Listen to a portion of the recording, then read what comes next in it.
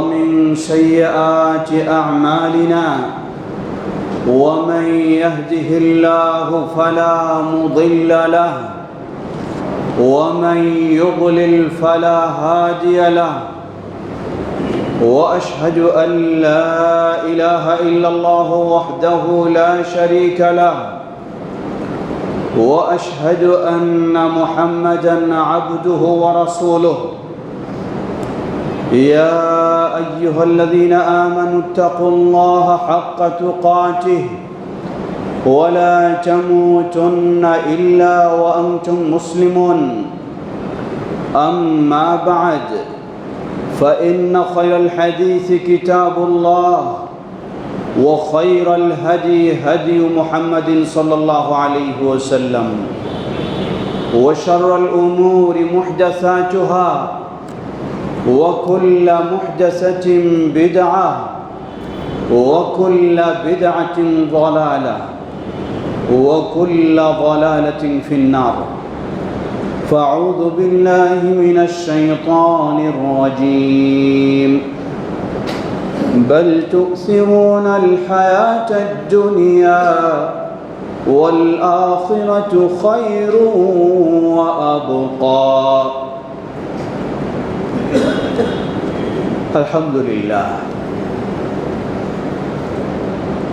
শুরুতে আবারও প্রশংসা জ্ঞাপন করছি সেই আল্লাহ সুবহানাহু ওয়া তাআলা, যিনি আমাদেরকে তার দিনের পথে চলা সহজ করে দিয়েছেন, তার দিনের পথে যিনি আমাদেরকে কবুল করেছেন, তার এই প্রশংসা জ্ঞাপনার্থে বলি আলহামদুলিল্লাহ।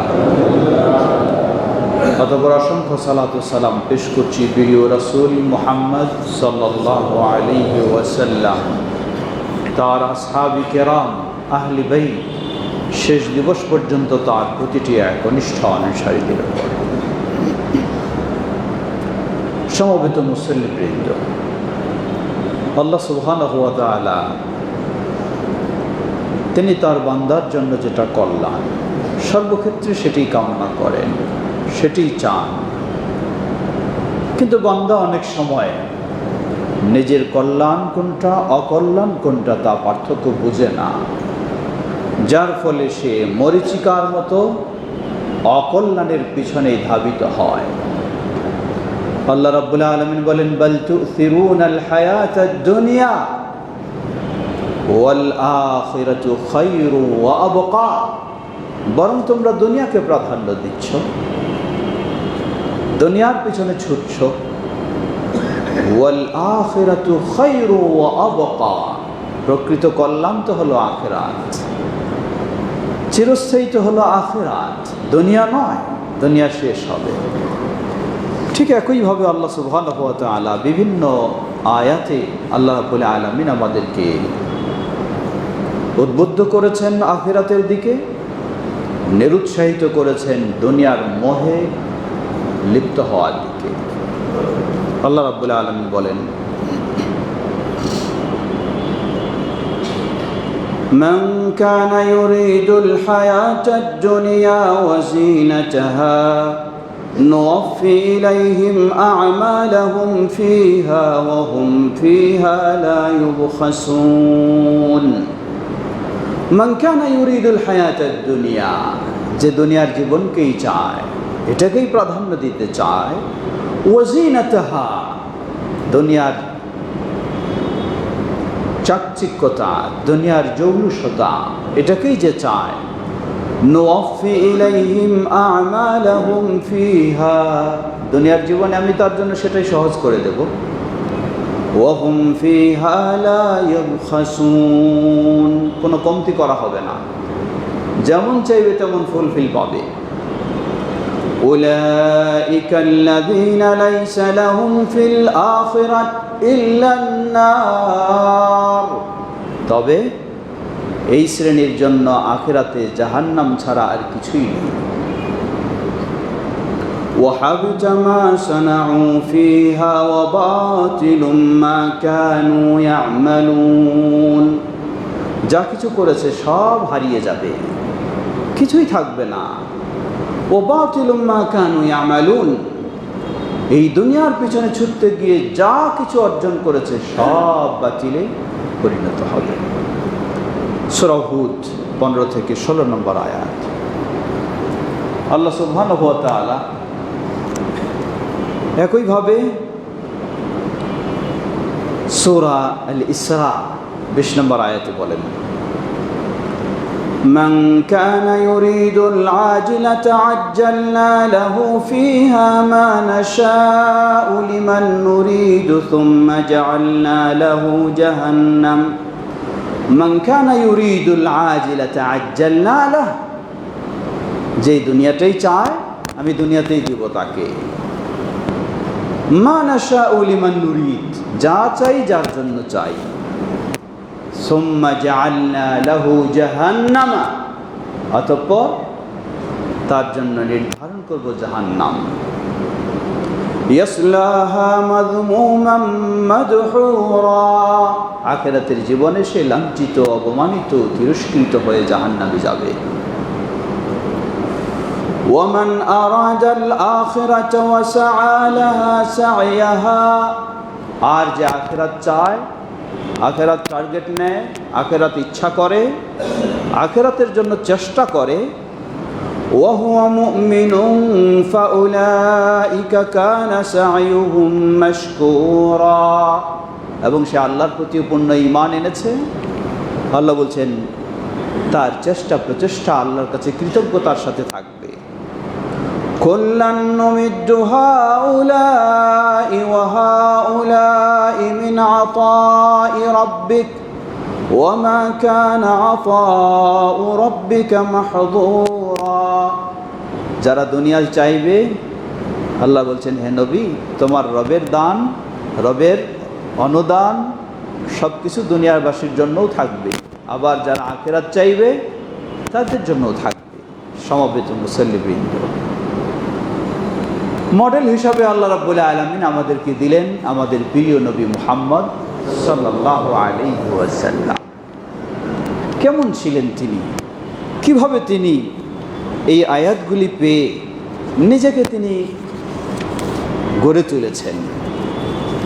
আল্লাহ রাসূল সাল্লাল্লাহু আলাইহি ওয়াসাল্লাম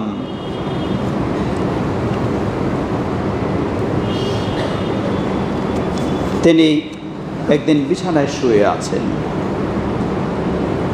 আব্দুল্লাহ ইবনে মাসউদ রাদিয়াল্লাহু আনহু বর্ণনা করছেন, যেটাকে আমরা চাটাই বলি, হাসির, এই চাটাই যেটা খুব মোলায়েমও নয়, শক্ত, এটার পর ঘুমিয়ে আছেন। ঘুম থেকে উঠলেন আব্দুল্লাহ ইবনে মাসউদ রাদিয়াল্লাহু আনহু, দেখলেন রাসূল সাল্লাল্লাহু আলাইহি ওয়াসাল্লামের শরীরে এই চাটাইয়ের দাগগুলি বসে গেছে। বললেন ইয়া রাসূলুল্লাহ লাউ আমারতানা আন নাবসুতা লাকা ওয়া না'মাল, আপনি যদি আমাদেরকে নির্দেশ দেন তাহলে আপনার আরাম আয়েশের জন্য যা দরকার আমরা সব তো প্রস্তুত করে দেব, একটু যদি আপনি আমাদেরকে অনুমতি দেন, আমাদেরকে একটু বলেন। রাসূল সাল্লাল্লাহু আলাইহি ওয়াসাল্লাম বললেন ফাকালা মালি ওয়ালিদ দুনিয়া, কি হলো আমার যে দুনিয়ার এই জৌলুসতা, বিলাসিতা, আরাম আয়েশ, আমি এটার পিছনে ছুটব? বরং ওয়ামা আনা ওয়াদ দুনিয়া ইল্লা কারাকিব ইস্তাযাল্লা তাহতা শাজারাতিন সুম্মা রাহা ফাতারাকাহা ওয়া তারাকাহা, বরং আমার দৃষ্টান্ত দুনিয়ার সাথে এটা হলো একজন পথিকের ন্যায়। পথিক পথ চলতে চলতে ক্লান্ত হয়ে গেছে, কিছু বিশ্রামের জন্য একটা গাছের নিচে আশ্রয় নিল। কিছুক্ষণ পর আবার সেই বিশ্রামের জায়গা, গাছের ছায়া ছেড়ে আবার সে চলতে লাগলো। দুনিয়ার অবস্থাটা তো হলো আমার এই। সুতরাং এখানে আরাম আয়েশকে আমি, বিলাসিতাকে বা দুনিয়ার মোহকে আমি প্রাধান্য দেব, এটি তো কখনো হতে পারে না। রাসূলুল্লাহ সাল্লাল্লাহু আলাইহি ওয়াসাল্লাম একইভাবে তিনি বলছেন, আল্লাহ রাব্বুল আলামিনের কাছে তিনি যা চাইতেন পাইতে তো কোনোটাই দেরি হতো না। আবু উমামা রাদিয়াল্লাহু তাআলা আনহু বলছেন, ক্বালা রাসূলুল্লাহ সাল্লাল্লাহু আলাইহি ওয়াসাল্লাম আরাদা আলাইয়া রাব্বি লিয়াজআলা লি বাতহা মক্কা যাহাবা। রাসূলুল্লাহ সাল্লাল্লাহু আলাইহি ওয়াসাল্লাম বলছেন, আল্লাহ রাব্বুল আলামিন আমার কাছে আমাকে জানালেন যেই মক্কার বিশাল মরুভূমি যদি তুমি চাও তোমার জন্য স্বর্ণে পরিণত করে দেব। ফাকুলতু লা ইয়া রব, রাসূলুল্লাহ সাল্লাল্লাহু আলাইহি ওয়াসাল্লাম বললেন, না হে রব, আমি চাই না। ওয়ালাকিন আশবাউ ইয়াওমান ওয়া আজুউ ইয়াওমা, আমি চাই একদিন পেট ভরে খাবো আর একদিন ক্ষুধার্ত থাকবো। আমি এটা চাই, এর বেশি কিছু চাই না। কেন? ফাইদা আজআতু তাদাররাতু ইলাইক ওয়া যাকারতুক, যখন আমি ক্ষুধার্ত হব আমি আপনার দিকে ফিরে যাব, আপনার দ্বারস্থ হব, আপনাকে স্মরণ করব তখন।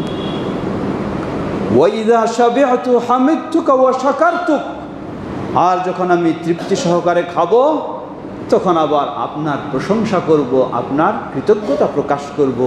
আমি এতটুকুই চাই, এর চেয়ে বেশি আর কিছু চাই না।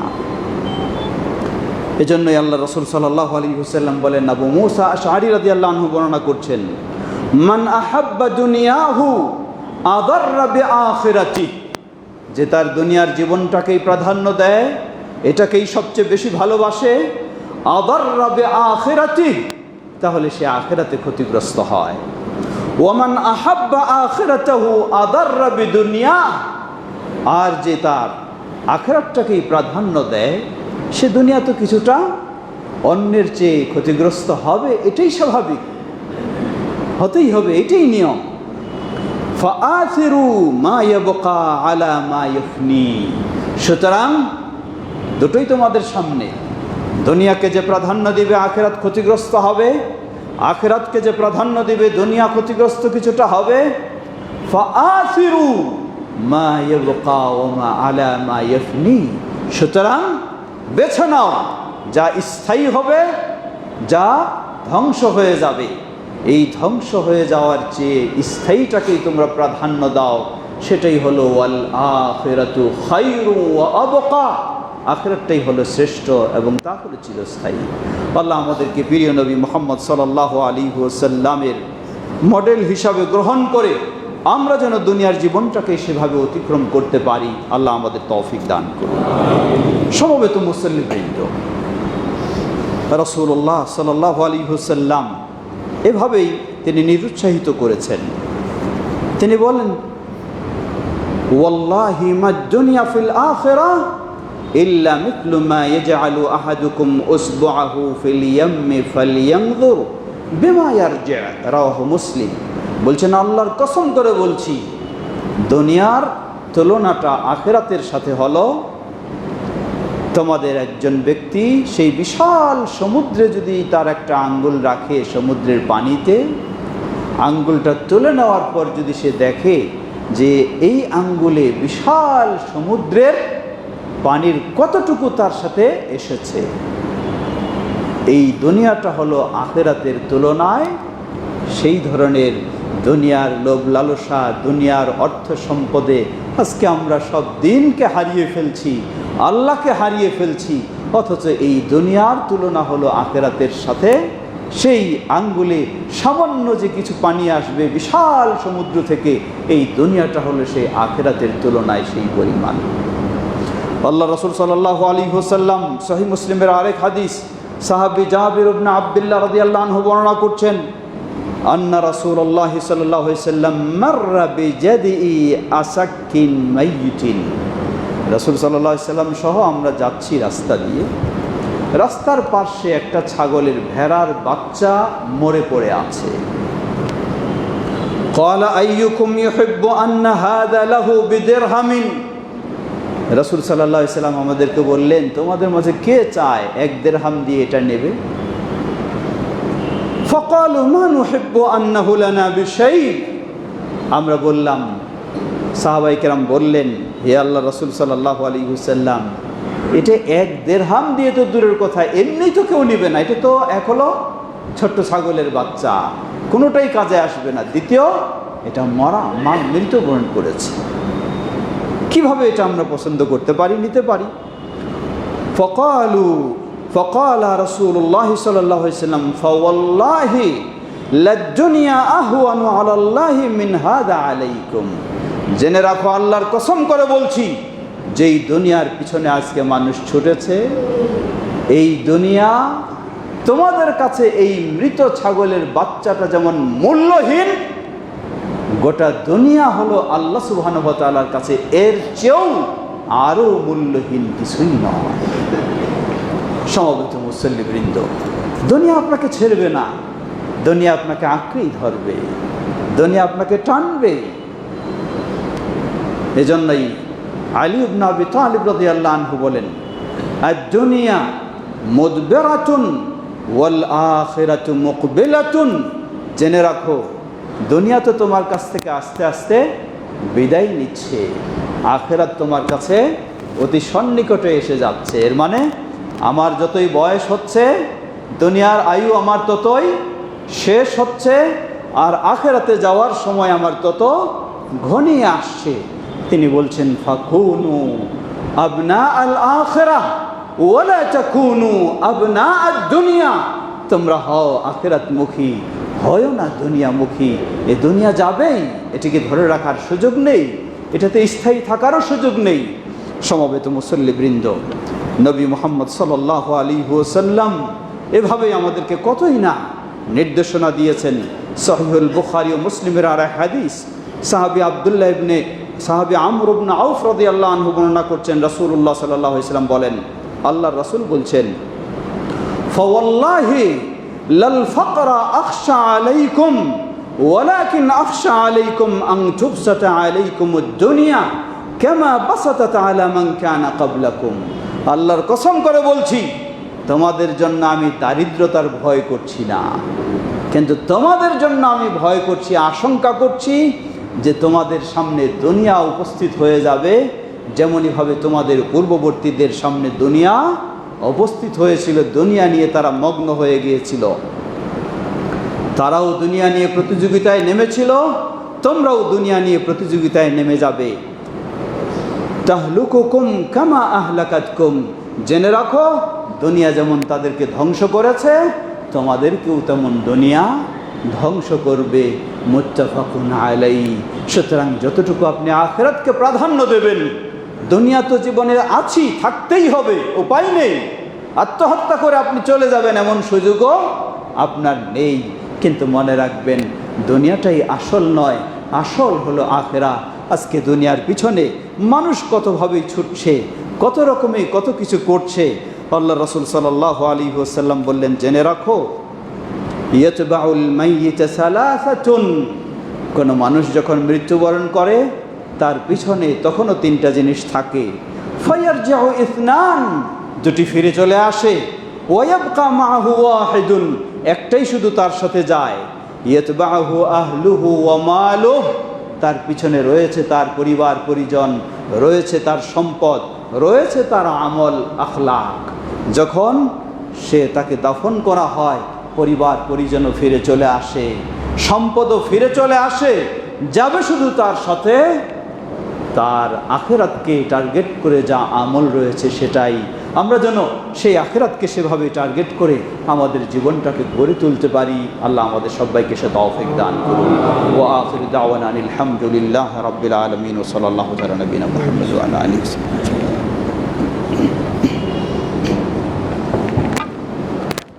আলহামদুলিল্লাহ আলহামদুলিল্লাহি রাব্বিল আলামিন والصلاة والسلام على عبد الله ورسوله نبينا محمد وعلى آله وصحبه أجمعين أما بعد। সমবেত মুসল্লিবৃন্দ, ফিরে আসি আরেকটু গভীরে। আজকে দুনিয়ার জীবনে এসেছি, থাকতেই হবে, কিন্তু টার্গেট রাখতে হবে, রব্বানা আতিনা ফিদ দুনিয়া হাসানা ওয়া ফিল আখিরাতি হাসানা ওয়া কিনা আযাবান নার। তিনটা জিনিস। প্রথম, দুনিয়ার জীবনটা যেন কল্যাণকর হয়, মঙ্গলময় হয়। দ্বিতীয়, আখিরাতের জীবনটাও যেন কল্যাণ পায়, মঙ্গল পায়। তৃতীয়, যেন জাহান্নাম থেকে বাঁচতে পারে। তবে মনে রাখবেন, সব কিছু কর্মের ক্ষেত্র হলো দুনিয়া, আর আখিরাত কোনো কর্মের ক্ষেত্র নয়, আখিরাত হলো ভোগের ক্ষেত্র। দুনিয়াতে ভালো কর্ম করলে আখিরাতে শান্তি ভোগ করবেন, দুনিয়াতে অপকর্ম করলে আখিরাতে অশান্তি ভোগ করবেন। তাই দুনিয়াটাই হলো কর্মক্ষেত্র, এখানেই নিজেকে একটু চিন্তা করতে হবে, আমি কোন দিকে ছুটছি, কি করছি, কি টার্গেট আমার, সফলতা আমার কোথায়। আফসোসের সাথে বলতে হয়, যারা আজকে সাধারণ মানুষ তা তো সাধারণ বুঝলাম, কিন্তু যারা আজকে ইসলামের কথা বলে, যারা আজকে ইসলামের চিন্তা করে, তারাও দুনিয়ার প্রতি কিভাবে মোহিত হয়েছে, দুনিয়ার প্রতি কিভাবে মুগ্ধ হয়েছে। যেভাবেই হোক আমাকে জয়লাভ করতেই হবে, সেটি মিথ্যার আশ্রয় নিয়ে হোক, ধোঁকা দিয়ে হোক, শয়তানি করে হোক, ইবলিসি করে হোক, চক্রান্ত করে হোক, ষড়যন্ত্র করে হোক। লা হাওলা ওয়ালা কুওয়াতা ইল্লা বিল্লাহ। এটি কখনো মুসলিমদের নীতি নয়। ইহুদিদের নীতি হলো, তারা যেই কায়দা অনুযায়ী, যেই সূত্র অনুযায়ী দুনিয়াতে তারা চুষে খাচ্ছে, সেটিকে বলা হয় আল গায়া তুবাররিরু আল ওয়াসিলা। টার্গেট যেটা, এই টার্গেটে পৌঁছার জন্য আমাকে যা প্রয়োজন তাই করতে হবে, এটি হলো ইহুদিদের নীতি। টার্গেট কি?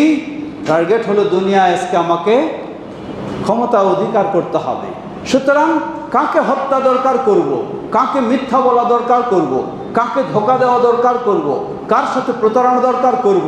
এটি হলো ইহুদিদের কায়দা। আজকে এক শ্রেণীর ইসলামী ভাইয়েরা, তারাও ইসলামী আন্দোলন করেন, দিন কায়েম করেন, ওই কায়দাকে সামনে রেখে টার্গেট আমার যেতে হবে ইসলামী রাষ্ট্র গড়তে হবে। এজন্য যদি আমাকে সেই প্রতিমা পূজা, দেবী পূজা, দুর্গা পূজায় গিয়ে তাদেরকেও খুশি করতে হয়, তাদের ভোটটা যেন আমি পেয়ে আমি ইসলামী রাষ্ট্র কায়েম করতে পারি, সেখানেও তারা সেটাও প্রস্তুত রয়েছে। লা হাওলা ওয়ালা কুওয়াতা ইল্লা বিল্লাহ। এই ইসলাম, এটাই আপনি ইসলাম কায়েম করবেন, এটাই ইসলাম নবী মুহাম্মদ সাল্লাল্লাহু আলাইহি ওয়াসাল্লাম এভাবেই দিয়ে গেছেন। যদি এটাই হতো তাহলে ওই সূরা কাফিরুন, কুল ইয়া আইয়ুহাল কাফিরুন লা আ'বুদু মা তা'বুদুন, এই সূরা নাজিল হওয়ার কোনো প্রয়োজন ছিল না। মক্কার মুশরিকরা তাদের নিয়ম কিছুদিন মানবেন নবী সাল্লাল্লাহু আলাইহি ওয়াসাল্লাম, আর মুশরিকরা নবী সাল্লাল্লাহু আলাইহি ওয়াসাল্লামের নিয়ম কিছুদিন মানবেন, এইভাবেই তো চলতো। লা হাওলা ওয়ালা কুওয়াতা ইল্লা বিল্লাহ। আজকে আপনি দিন কায়েমের স্লোগান দিচ্ছেন, আর আপনি সেই পূজার মণ্ডপে গিয়ে সবচেয়ে নিকৃষ্ট জঘন্য আল্লাহর কাছে অপরাধ, সেই শিরকের কেন্দ্রে গিয়ে আপনি প্রয়োজনে ইসলামের বিপক্ষেও কথা বলে আসছেন। লা হাওলা ওয়ালা কুওয়াতা ইল্লা বিল্লাহ।